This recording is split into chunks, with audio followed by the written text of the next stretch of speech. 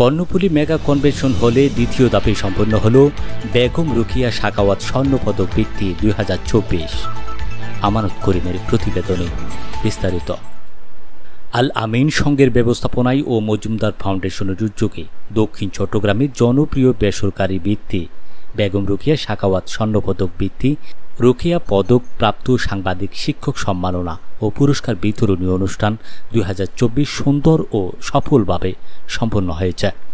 29 জুলাই সকাল 11টায় শিকলবাহা ক্রসিং মোড় Karnaphuli mega convention হলে বেগম রোকেয়া সাখাওয়াত স্বর্ণপদক বৃত্তির উপদেষ্টা নাসির উদ্দিন নাচিরের সঞ্চালনায় পবিত্র কোরআন তেলাওয়াতের মধ্য দিয়ে অনুষ্ঠানে চট্টগ্রাম মেট্রো, কর্ণফুলী, পটিয়া ও আনোয়ারা উপজেলার বিভিন্ন সরকারি বেসরকারি স্কুল, মাদ্রাসা, কিন্ডারগার্টেন ও মাধ্যমিক স্কুলের কোমলমতি শিক্ষার্থীরা অতিথিদের কাছ থেকে পুরস্কার গ্রহণ করেন।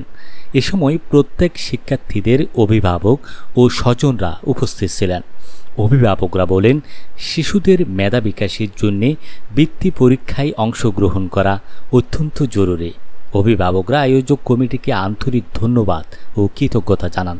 পাশাপাশি প্রতি বছর বেগম রোকেয়া সাখাওয়াত স্বর্ণপদক বৃত্তি আয়োজন করার জন্য মজুমদার ফাউন্ডেশনের পরিচালকের প্রতি বিশেষভাবে অনুরোধ জানান।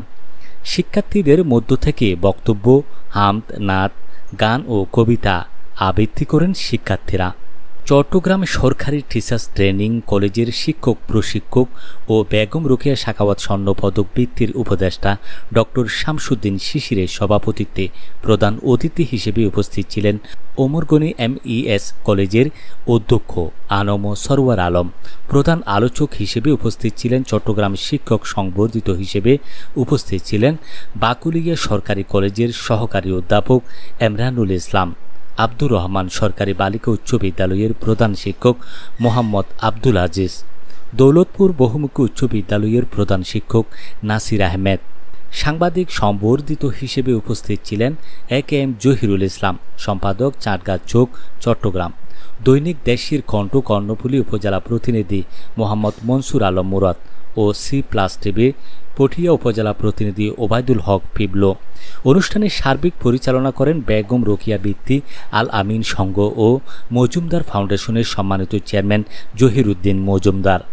আমন্ত্রিত অতিথি হিসেবে উপস্থিত ছিলেন বিশিষ্ট সমাজসেবক ও শিক্ষানুরাগী আব্দুল গফুর, টেরিবাজার, পটিয়া ও বাঁশখালী বড় বাজার শপিং মলের প্রোভাইডর এনামুল হক।